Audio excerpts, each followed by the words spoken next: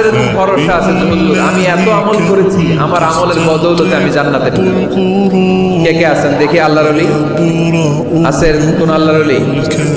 হ্যাঁ আছে? নাই।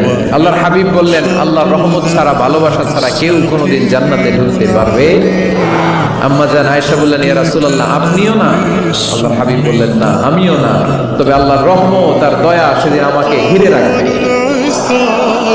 মান নুকিশা উযিবা, যার হিসাব আল্লাহ সেদিন চাইবেন সে ধরা খেয়ে যাবে। সব সময় আল্লাহর কাছে এই দোয়াটা যেন আমরা করি, আল্লাহ কিয়ামতের দিন তুমি আমার হিসাব নিও না,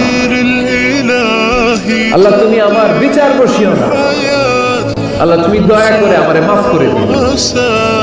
আল্লাহ যার বিচার করবেন ও জাহান্নামে যাবে, আর যার বিচার করবেন না সে জান্নাতে যাবে।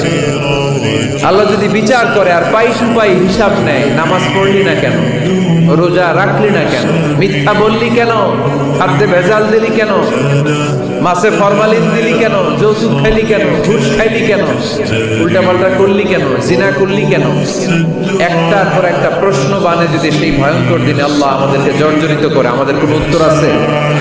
সেদিন আমাদের বাঁচার কোনো উপায় আছে? তাই আমরা সবাই আল্লাহর কাছে দোয়া করবো, আল্লাহ কোনো বিচার টিচার মানি না, কোনো বিচার করতে পারবো না, দয়া করবা। কথা কয় না? কি করবে? এবার আওয়াজ করে বলেন, বিচার চান না দয়া চান?